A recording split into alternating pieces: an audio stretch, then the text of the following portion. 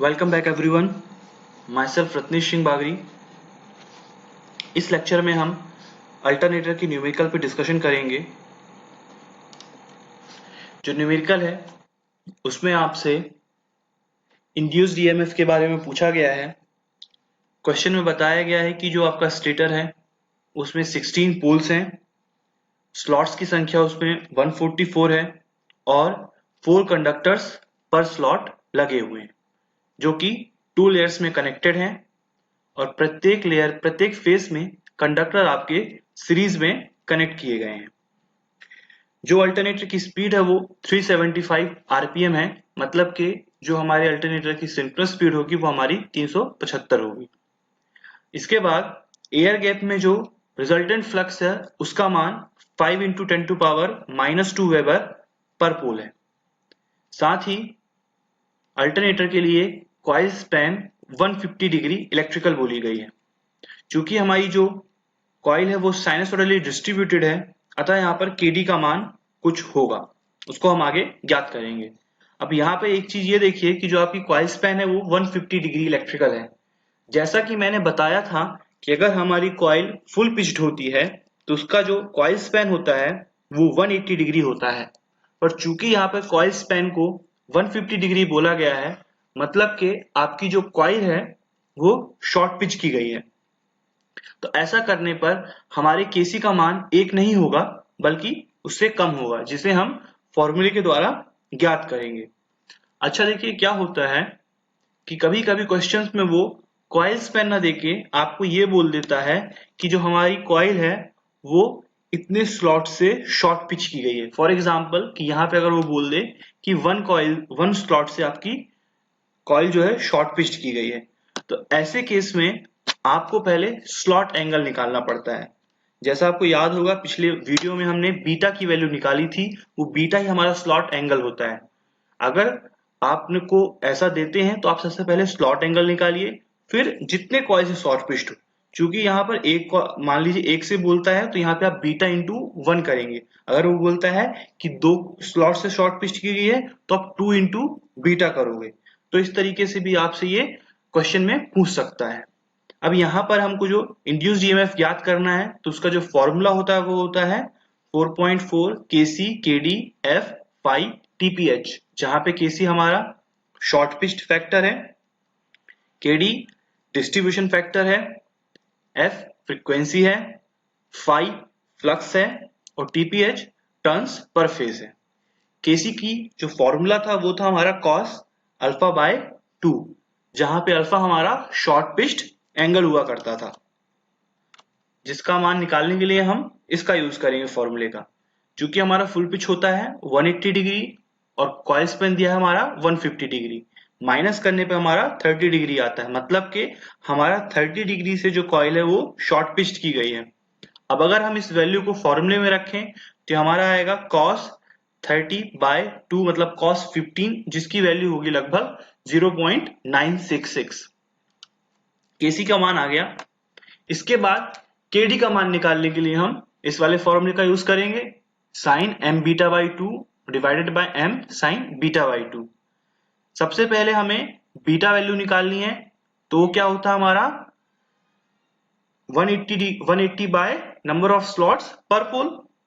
ठीक है, तो हमको पहले स्लॉट्स पर पोल निकालने पड़ेंगे, जिसका होता है वैल्यू 144/16। तो हमारा कितना आ गया 9। उसके बाद नेक्स्ट है हमारा बीटा निकालने के लिए 180 डिग्री में 9 को डिवाइड करेंगे तो हमको मिल गया 20 डिग्री, मतलब स्लॉट एंगल हमारा क्या है 20 डिग्री। अब वहीं पे पिछले क्वेश्चन में अगर आपसे वो बोलता कि एक स्लॉट से हमें शॉर्ट पिच की गई है तो आप क्या करते हैं, यहाँ पर 20 को 1 से मल्टीप्लाई करते तो आपके अल्फा की वैल्यू वहां पर 20 आती। ठीक है, तो इस तरह से भी क्वेश्चन किए जाएंगे आपसे। बीटा आने के बाद हम m निकालेंगे जो कि हमारा नंबर ऑफ स्लॉट्स पर पोल पर फेस होगा, तो 144/16 डिवाइडेड बाय 3, सॉरी यहाँ पे डिवाइडेड बाय होगा, तो ऐसे में आएगा हमारा आंसर 3। ये आने पर केडी में वैल्यूज रखेंगे जब हम, तो केडी में वैल्यू रखने पे हमारा आता है 0.96। केडी हमारा 0.96 आ गया, केसी हमारा 0.966 आ गया। इसके बाद हमको फ्रीक्वेंसी नहीं दी हुई है, तो फ्रीक्वेंसी के लिए जो फॉर्मूला आप यूज करेंगे वो सिंक्रोनस स्पीड वाला करेंगे, 120 f बाय p। तो ऐसा करने पर आपका जो फॉर्मूला बनेगा f के लिए वो बनेगा ns p बाय 120। तो n की वैल्यू क्या थी हमारी 375 और पोल्स थे हमारे 16, उसको 120 से डिवाइड करने पे हमारे फ्रीक्वेंसी का मान 50 हर्ट्ज आ गया। अब हमको क्या निकालना है, अब हमारा बच रहा है उसमें टर्न्स बच रहे हैं। टर्न्स निकालने के लिए हम क्या करेंगे, सबसे पहले तो हमें कंडक्टर्स निकालने हैं, टोटल कंडक्टर्स कितने हैं। तो number of slots per face हमारे हैं 48, नंबर ऑफ कंडक्टर पर स्लॉट है हमारे 4। अगर इनको हम मल्टीप्लाई करते हैं तो हमारे कंडक्टर पर फेज आ जाएंगे जो कि हमारे आते हैं 192 टर्न। चूंकि हमारा जो टर्न बनता है वो दो कंडक्टर से मिलकर बनता है, इसलिए 192 को 2 से डिवाइड करने पे हमको नंबर ऑफ टर्न्स पर फेज मिल जाएंगे। अब यहाँ पर हमारी ये सभी वैल्यूज हमको प्राप्त हो चुकी हैं, केसी की वैल्यू प्राप्त हो गई, केडी की वैल्यू प्राप्त हो गई, एफ की वैल्यू प्राप्त हो गई, टीपीएच की वैल्यू प्राप्त हो गई और फाई हमको पहले से दिया हुआ था। तो इसके बाद हम इनको फॉर्मूले में वैल्यूज रखते हैं और इस तरीके से करने पे हमारी जो वैल्यू आती है वो आ जाती है 988 वोल्ट। और अगर आपसे वो बोलता है कि आप लाइन इंड्यूस्ड ईएमएफ निकालिए तो आप इसको √3 से मल्टीप्लाई कर दोगे। तो इस तरीके से आपका ये क्वेश्चन खत्म हो जाता है। नेक्स्ट क्वेश्चन जो है आपका, अब उसमें वो क्या पूछ रहा है आपसे कि आप पहले लाइन वैल्यू ईएमएफ की निकालिए, पर इसमें क्या कहते हैं जो पिछले क्वेश्चंस थे उनसे अलग डाटा दिया गया है। तो उन डाटा के आधार पर हम कैसे निकालते हैं उसको डिस्कस कर लेते हैं। अब यहाँ पे उसने आपको दिया है कि जो अल्टरनेटर है वो लोड को 10 मेगावाट लोड को 0.85 पावर फैक्टर पर सप्लाई प्रोवाइड कर रहा है जिसका वोल्टेज है हमारा 11 केवी। साथ में ही जो हमारा सिंक्रोनस अल्टरनेटर है उसकी जो रेजिस्टेंस पर फेस है वो आपको 0.1 ओम पर फेस दी हुई है और सिंक्रोनस रिएक्टेंस जो है आपको 0.66 ओम पर फेस दी हुई है। अब इसके लिए जो फॉर्मूला होता है वो हमको ज्ञात करना है। जैसे थ्योरी में पढ़ा हुआ है पर इसको भी मैं यहाँ डायग्राम से समझा देता हूँ। जैसे मान लीजिए ये आपका वोल्टेज है जो आपके अल्टरनेटर के टर्मिनल पे मिल रहा है, मतलब कि जो भी आपका लोड लगा है अल्टरनेटर के टर्मिनल पर वो आपका यहाँ पे ये वोल्टेज है। अब चूंकि हमारा जो करंट है वो भी हमको आउटपुट पे ही प्राप्त होगा, तो ये हमको पता दिया गया है कि हमारा जो करंट है वो लैग कर रहा है। तो ये मैंने करंट बनाया है लैग करता हुआ, मतलब पीछे की तरफ पाई एंगल से लैग करता हुआ मैंने करंट बनाया है। अब जो मुझे इंड्यूस्ड ईएमएफ निकालना है वो मैं कैसे निकालूंगा, वो मैं ऐसे निकालूंगा कि अगर मैं टर्मिनल पे प्राप्त वोल्टेज में जो ड्रॉप्स मेरे होते हैं उनको मैं अगर ऐड कर दूं तो मेरे को इंड्यूस्ड ईएमएफ मिल जाएगा। तो कौन कौन से ड्रॉप्स होंगे हमारे, एक तो रेजिस्टेंस के कारण ड्रॉप होगा और एक हमारा सिंक्रोनस रिएक्टेंस के कारण ड्रॉप होगा। तो जो रेजिस्टेंस के कारण ड्रॉप होता है वो करंट के डायरेक्शन में होता है और जो रिएक्टेंस के कारण ड्रॉप होता है वो हमारा परपेंडिकुलर डायरेक्शन में होता है करंट के। तो ऐसा करने पे मेरे को ये जो मिलेगा ओवरऑल ड्रॉप मिल जाएगा और अगर मैं इस ड्रॉप को सम कर देता हूं तो मेरे को इंड्यूस्ड ईएमएफ मिल जाता है। अब यहाँ पर जो कैलकुलेशन होंगी हमारी पर फेज होंगी, क्यों, क्योंकि हमारी जो रेजिस्टेंस और सिंक्रोनस रिएक्टेंस की वैल्यू दी हुई है वो पर फेज दी हुई है, इसलिए हम हर वैल्यू को क्या करेंगे पर फेज में चेंज करेंगे, फिर कैलकुलेशन करेंगे और फिर बाद में जो पर फेज वैल्यू आती है उसको हम √3 से मल्टीप्लाई करके लाइन वैल्यू को प्राप्त कर सकते हैं। अच्छा, अगर मुझे फॉर्मूला ज्ञात करना हो तो मैं फॉर्मूला कैसे ज्ञात करूंगा।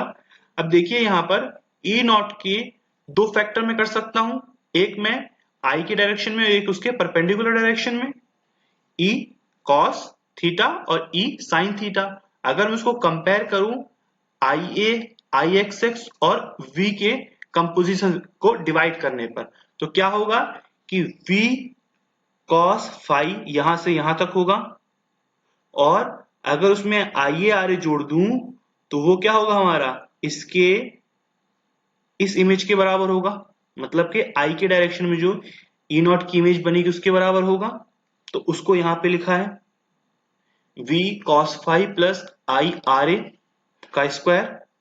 फॉर एग्जाम्पल फिर समझ लीजिए कि अगर मैं E नॉट को दो भागों में तोड़ू तो एक भाग होगा हमारा I के डायरेक्शन में जिसे मैं ये मान लीजिए एंगल थीटा है तो होगा ई कॉस थीटा, और अगर परपेंडिकुलर डायरेक्शन में जो होगा ई साइन थीटा।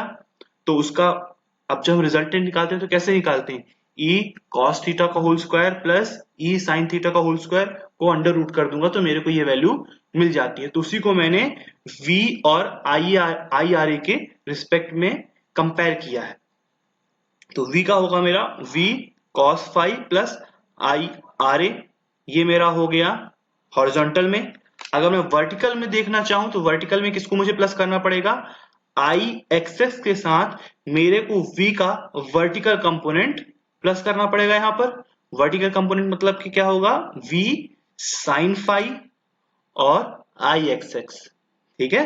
तो इसको प्लस करके इसका स्क्वायर कर देंगे तो ये मेरा ई साइन थीटा के बराबर हो जाएगा, ठीक है। तो इस तरीके से हमारा ये फॉर्मूला बना है, ये आपने थ्योरी में भी पढ़ा है। अच्छा, क्वेश्चन पे आ जाते हैं। क्वेश्चन पे आपको केवल ये डाटा दिया हुआ है। अब चूंकि हम जानते हैं कि मुझे ड्रॉप निकालने के लिए करंट की आवश्यकता होगी, तो हमारा जो पावर दिया हुआ है और जो हमारा क्या कहते हैं वोल्टेज और पावर फैक्टर दिए हैं, तो उससे रिलेटेड हमारे पास एक फॉर्मूला होता है √3 VL IL cos theta equal to real power. अब मुझे करंट निकालना है तो मैं इसको √3 VL cos थीटा से डिवाइड करूंगा तो मुझे करंट मिल जाएगा। चूंकि ये स्टार कनेक्टेड है इसलिए इसमें फेज करंट और लाइन करंट बराबर होंगे, तो यहाँ पे मुझे कोई इसको √3 से मल्टीप्लाई या डिवाइड करने की आवश्यकता नहीं पड़ने वाली है। अब चूंकि ये फेस में भी सेम होगा तो यहाँ पर मुझे केवल इसको मल्टीप्लाई करके RA से मेरे को वोल्टेज ड्रॉप मिल जाएंगे। IRA ड्रॉप मिल गया मेरे को 618 को 0.1 से मल्टीप्लाई करने पर, और IXS ड्रॉप मिल गया मेरे को 618 0.66 वैल्यू से मल्टीप्लाई करने पर। ये दोनों ड्रॉप मिल गए। अब चूंकि मुझे पर फेस ड्रॉप मिला है इसलिए मुझे जो वोल्टेज है वो भी पर फेस ही ज्ञात करना पड़ेगा। तो टर्मिनल वोल्टेज को मैं डिवाइडेड बाय √3 करूंगा तो मुझे पर फेस वोल्टेज मिल जाएगा क्योंकि ये स्टार कनेक्टेड है।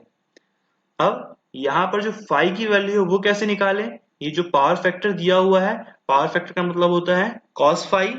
तो ऐसा करने पर उसको मैं cos इनवर्स करूंगा तो मेरे को जो एंगल मिलेगा वो ये मेरा हो जाएगा फाई हो जाएगा। फिर उसका साइन फाई की वैल्यू निकालूंगा तो मुझे 0.527 मिल जाएगी। और फिर जब मैं इस फॉर्मूले में वैल्यूज रखूंगा तो मुझे मिलेगा 6625 वोल्ट, जो कि हमारी फेज वैल्यू होगी। और इसकी लाइन वैल्यू निकालने के लिए मैं इसको √3 से मल्टीप्लाई कर दूंगा तो मेरे को 11.486 केवी, इसको केवी में भी लिख सकते हैं और वोल्टेज में भी लिख सकते हैं, मेरे को लाइन ईएमएफ मिलेगा। तो ये दो क्वेश्चंस होंगे आज के लिए, और फिर इसके आगे हम वोल्टेज रेगुलेशन पर क्वेश्चन डिस्कस करेंगे। Thank you.